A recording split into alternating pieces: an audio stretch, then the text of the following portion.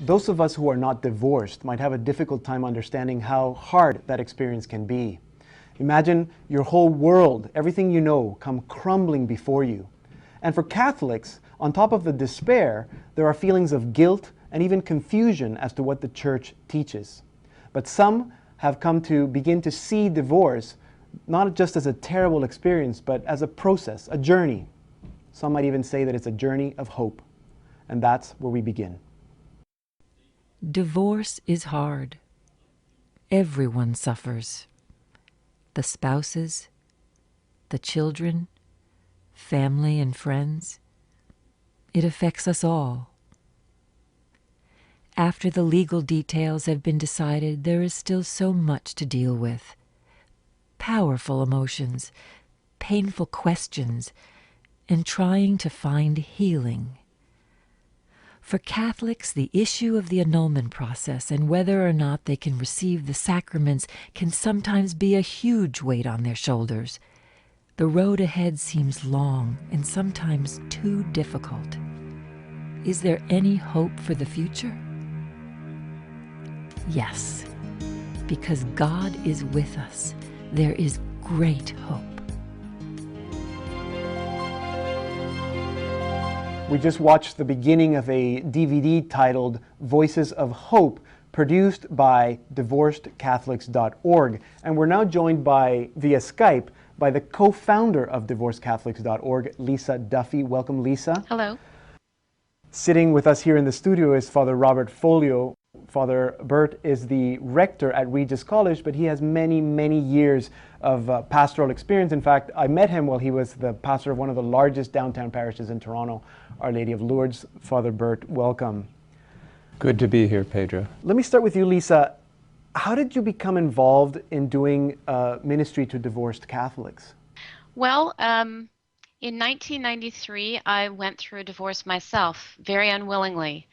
And I was 30 years old at the time, and I had suffered 3 miscarriages by that point. And so I had kind of this really crummy set of circumstances to deal with. I was 30 years old, childless, without the hope of having children because the doctors told me that I had no hope of conceiving children again, and divorced and Catholic. And I was very disillusioned, very angry, and I just kind of felt like I was wandering in the desert. I couldn't understand why God had allowed the divorce to happen, because I kind of felt that, being a good Catholic, a cradle Catholic, that crosses like that shouldn't, happen to me.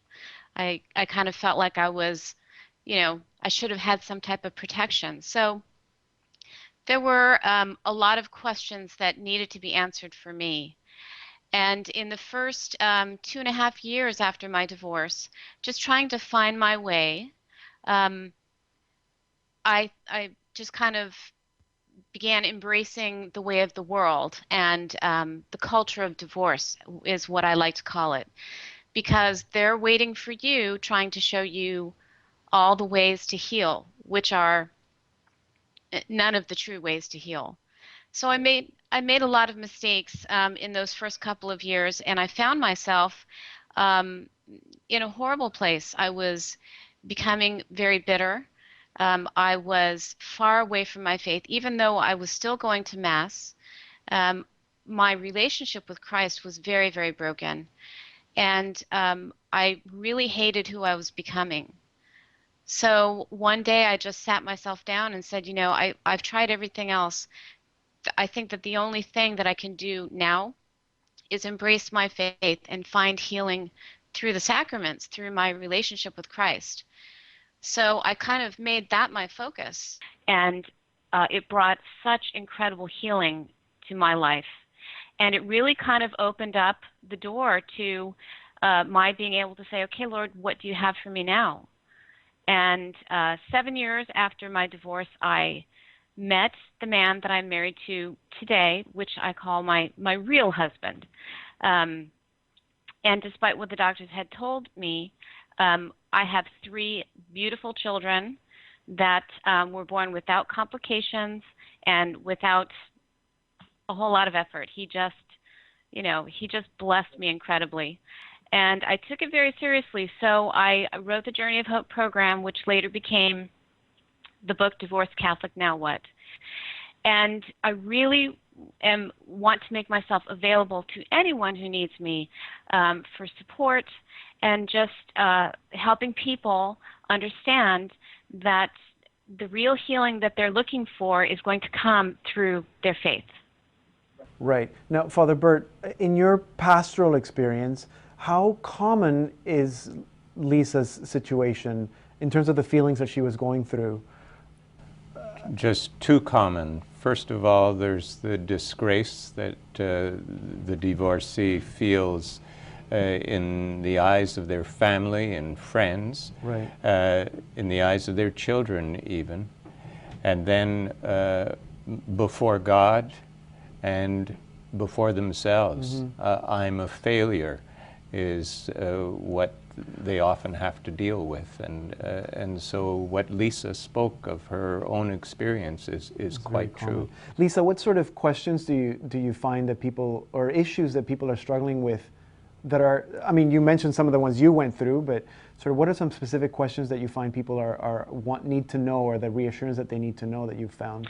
Well, there are, off the top of my head, 3 or 4 critical ones, but I think I'd like to start by saying, agreeing with Father, that the shame and the guilt, even for a spouse who has been abandoned, who fought for the marriage and didn't want to be divorced, there's tremendous guilt. And I think that so many times they begin to fall away from church because they feel that God is ashamed of them. And so one of the questions that I've heard repeatedly is God ashamed of me because I am divorced? So I guess the answer to that question would be that no, absolutely not. God is not ashamed of you. Well, there's nothing to... The scriptures are so clear. The Lord is close to the brokenhearted, and that ought to take primary place. Right. And come to me, all you who labor and are heavily burdened. Yeah. God is especially close when somebody's hurting. God's arms are open wide. Come to me. I've heard a lot the idea that people who are divorced sometimes find it hard, don't know how they can come back to participate fully in church. Is it mainly that issue of shame? Or are there other issues here that I'm thinking about, confusion about church teaching that might prevent them? The church's teaching is so definite. Marriage is permanent. Right. And so when your marriage has broken down, then you say, well, I can't belong to church. That's the first feeling, which is so untrue. Right. So Lisa, what would you say to that person that's saying, I can't participate in church anymore, my marriage I'm a failure? Well, I would hope that they would speak with their pastor because the first thing that they really need to do is come to church. That's where they're going to, that's also part of their family, and they need to be able to partake. They need a community around them. It's very, very important. So I would hope that people would go speak with their pastor, talk about their circumstances, and have that assurance that as long as they're not living with someone or remarried, that they should be at Mass receiving the sacraments and as close to the faith as possible. Okay, sorry. But Lisa, even when they do go to church, they might hit the Sunday where Jesus is talking about the permanence of marriage. Yes. And so they'll hear clearly from the gospel, the one who divorces his wife commits adultery. And then so they're hit and they feel they don't belong. And this is where they have to, as you say, either talk with their priest or other people in the parish who can explain to them things break down, but God is always compassionate, wants to heal, and definitely wants to give us a second chance. That's what the Mass is all about. But it seems to me from what you're saying that one of the first things we need to tell these people is that being divorced is not the sin here. Being divorced doesn't excommunicate you. Divorce is a civil term.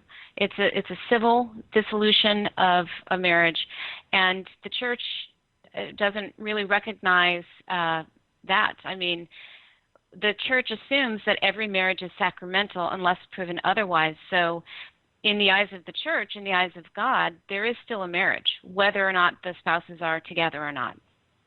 Right. Okay, let me ask you this before we take a break. Would the church ever advocate for the separation of spouses in any circumstances? Quite often, if there's violence, if there's destruction happening in the relationship between the spouses or against the children, then get out of it. Right. Definitely get out of it. So advocating for them to be separated, not necessarily... To be separated and to see if any healing is possible, but then civil divorce to protect people if there is no possibility of the marriage continuing. But not to rush to divorce. Right. First of all, to get out of the dangerous and destructive situation and to strive to get some healing. Anybody who's in a marriage that breaks down, if they possibly can get counseling, if they can possibly get some kind of enrichment to the relationship, that's where they should go. And that will give them the feeling of, not only the feeling, but the conviction that they have done their best in the relationship. Okay, so I guess the healing is the key word here. And we want to continue talking a little bit more about this, but we're going to take a short break. When we come back, we'll continue the conversation. And in particular, we're going to unpack a little bit this notion of annulments. So don't go anywhere. Yesu Kristu wewaendele palibemba isawende mubumi bwesu isawende mu mafya Yesu yonse pala abana bobi abawe mfumu pakuti shetani alese bana. Watch The Due 4 on Lumen TV, a program designed to nourish your body, spirit and soul. Every Wednesday at 12:15 hours and Thursday at 21 hours. In a prayer meeting, what is it that most people look for? The bottom line is when we meet in a prayer meeting, we want to have fellowship with God the Father. Yeah. He meets me and touches me at my point of need. Okay. Being God who knows me. As Jesus says, your Father knows what you need even before you ask for. But sometimes we have these issues. I go to a prayer meeting just that God would heal me. Yes, He does heal. But if that is the only reason, like I'm going to shop thereafter, I forget. No. Most people, I know they would come because maybe they are desperate, they have no employment, they have not married, and they feel when they come to the CCR, those problems will be sorted out. When a child in the home has a need, where does the child go to? To the father and mother. To the father, to the mother. Yes. God is our Father. And James tells us very plainly, has any one of you got problem? Pray. Because if someone is sick, the Bible again is very clear. It becomes very difficult to pray when you are bedridden. Even to save God. Even to save God. So these blessings that come from the Lord, the employment, the marriage, they are all intended to help us to serve God even better. Yes. So if you have a sister who has passed what we normally associate as marriageable age, and she still wants to get married, to who else can she take that problem? To God. Okay. There's also value, a very, very big value to attend Mass. Okay. And if possible, attend every day. Yes. See, the prayer meeting does not take over the requirement for Mass, no. Watch The Due 4 on Lumen TV on Wednesday at 4:15 hours and Thursday at 21 hours.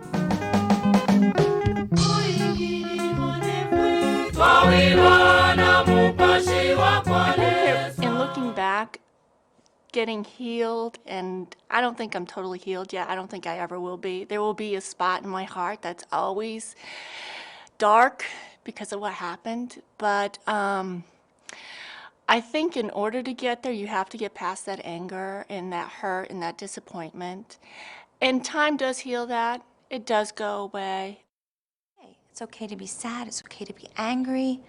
It's okay to feel just any feeling you have. It's all right. So it's important for you to just feel the feelings and allow yourself, be gentle to yourself, allow yourself to go through this, because it's going to be okay. Again, that was an excerpt from the DVD titled Voices of Hope, produced by divorcedcatholics.org. Annulments. Let me ask both of you, because maybe you have different things, but there's a tendency that people think that annulments are Catholic divorce. Is that fair to say? No, an annulment for the Church is a statement that there never was the sacrament of marriage, that there was something so basic to the marriage relationship missing right from the very beginning that it can't be called the sacrament of marriage. That doesn't mean that there wasn't a wedding. That doesn't mean that the couple didn't live together, maybe for a number of years, maybe even had children. But the relationship was missing what is basic to the sacrament, what Jesus meant by marriage. Okay, thank you, because I've also heard people say that because annulment means that the marriage was null or that it was invalid. Is that fair to say, Lisa?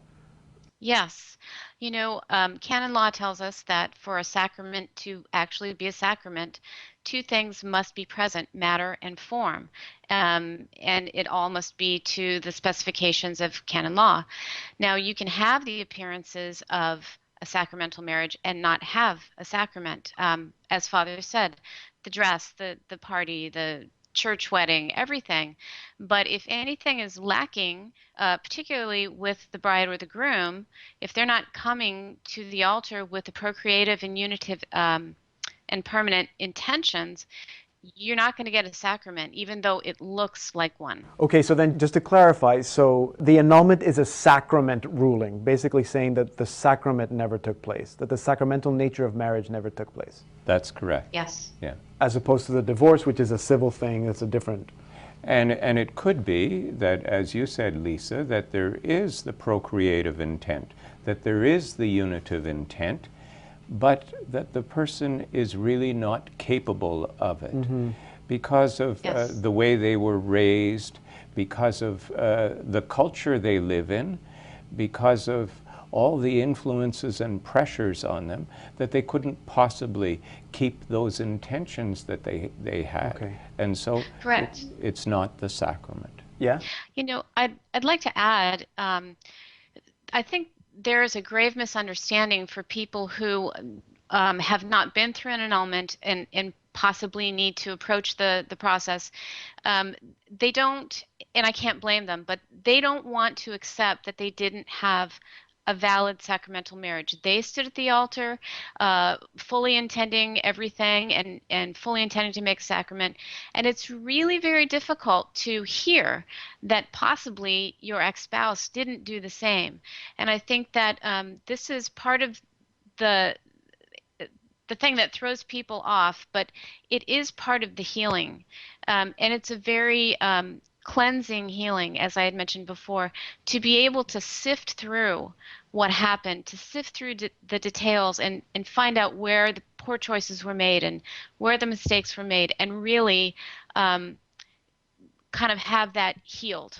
So would you say, Lisa, having gone through it, that again, healing it seems to be the goal of the annulment, that it's a process that's not just there to make sure that everybody knows what happened, but it's to make sure that if marriage is for the benefit of the spouses, can we say that annulment is also for the benefit of the spouses? Yes. I believe so. I would say, Lisa, that, and you would know best from your experience, but not only is there healing, but there is growth and learning, so that mistakes that either you or your partner made the first time round, you would understand, I have to avoid that. I need to grow in this area, and there'd be a desire to grow, and you'd have the means and the ways to grow. Okay. So another question that people might have, and I think you've answered it, but just to clarify it, is that they say, well, what about the children? Does this mean that it illegitimizes the children if the marriage was not valid? It says nothing about the children. I'm sorry. It doesn't say anything about the children. So like you said, you're not telling the person that there was no marriage. It was just not a... See, this is where I think some people might be confused. What's important to remember is there may not have been a sacramental bond, but there was a natural marriage bond. Adam and Eve had one. It's part of life as human beings. So in civil life, yes, there was definitely a marriage. The church never denies that. Yeah. It's just the determination of whether or not there was an actual sacrament, whether they're bound together till death. Yeah, because there was a relationship. There was a give and take. Yeah. And divorce is a civil entity, and it dissolves the civil marriage, but it has nothing to do with the sacrament. However, if somebody's seeking an annulment, the marriage tribunal will always ask that they get the civil divorce first. Just to be, that's part of the process, perhaps. That's right. Would you say that even if someone is not interested in remarrying for whatever reason, that going through the annulment process might be a good idea because of the healing element of it? Yes, and I like to tell people, it's the annulment process is only necessary if you want to remarry, because again, people are very sensitive about their past marriage relationship. But I highly recommend it because it does, as Father mentioned, it's a growing process. It changes you. It helps you understand. It made me make better choices going forward. And the healing is just incredible. I refer to it as the eighth sacrament. Right, yeah. Now, it's as simple as if people want to find out more, they should just call their local chancery, the diocesan office. Every diocese has a marriage tribunal, and that's where they can get the help that they need, correct? That's correct, and they would be welcomed in for an initial interview, and the whole procedure would be explained to them. Mm-hmm. And it's all done very confidentially. Right. And there's no dispute between sides. Right. Both sides will be questioned and asked to give their information so that the whole truth can be discovered about the relationship. Right. But it's not in any way a dispute between the partners. Now, just because we're almost out of time, for anyone who everyone knows someone who's divorced. There might be people watching who are right now, they have a family member or a friend who's just been divorced, and they don't know what to say or how to help them. What advice would you give them? Well, Lisa said it well. Go to church and receive the sacraments. You belong in the church, and you bear witness to truth and authenticity because of the decision you made for the good of the family. Right. Lisa, you want to add something? Yes. I referred, just because I've lived it myself and I've worked with so many people who are divorced, they're the walking wounded of our society. They've got this horrible pain that's with them from the time they open their eyes till the time they close their eyes at night. They can't take a Tylenol to get rid of it. It's just always there, yet they still must care for the children, go to work, pay the bills. And so I think if you know someone who is divorced, two things you can do right off the bat is give them TLC. Bring them dinner sometime, or find out how else you can help. But another important thing is listen. Love them, listen to them. They need to talk. And if you can listen to them without necessarily having answers, but just kind of being a shoulder for them or a confidant, that's wonderful. That would be great help. Okay, it's time that we conclude our conversation, maybe reflecting on what we've been talking about by listening to the Word. We always leave the last word to the one who is the Word. And so here's a passage from the Gospel of Mark, Mark chapter 1, verses 40 to 45. A leper came to him begging, and kneeling he said to him, "If you choose, you can make me clean." Moved with pity, Jesus stretched out his hand and touched him, and said to him, "I do choose. Be made clean." Immediately the leprosy left him, and he was made clean. After sternly warning him, he sent him away at once, saying to him, "See that you say nothing to anyone, but go, show yourself to the priest, and offer for your cleansing what Moses commanded, as a testimony to them." But he went out and began to proclaim it freely and to spread the word. so that Jesus could no longer go into a town openly, but stayed out in the country, and people came to him from every quarter. Again, that's a reading from the first chapter of Mark, verses 40 to 45. Lisa, would you like to share a brief reflection? It's so beautiful, and I encourage anyone who's really going through this suffering to meditate on that passage and really kind of place yourself at the foot, at Jesus' feet, because he loves you so much, and he wants to heal you. And we need to come to him and ask for that healing. So it's very powerful meditation. Thank you, Father Bert. Well, maybe others kept their distance from the leper, but Jesus touched him, and Jesus made sure he was included back into society by making sure he got the certificate from the priests that he was healed. So, yes, this shows Jesus' attitude. You are part of the church, and Jesus welcomes you home. Well, thank you very much, both of you. If I could say one word that this whole half-hour conversation has given me, is the word healing. So I like to leave our viewers with that. We've been joined today by two wonderful guests. Lisa Duffy, she is the author of Divorced Catholic, Now What? You can find that book if you're interested online at Amazon.com. You can also find out about her work at hope-again.com. And sitting with me here in the studio is Father Robert Folio. He is the rector at Regis College, and also a vast pastoral experience in many parishes not just in, I guess, in Canada. Thank you both for being with us today. Thank you, Thank you Pedro. for having me. And that brings us to the end of our program this week. Remember to visit us online, saltandlighttv.org/perspectives, and to join into the discussion on Facebook, facebook.saltandlighttv.org. That's where we post the question of the week, and we cannot do the show without your perspectives. We'll see you next week. Thanks for being with us.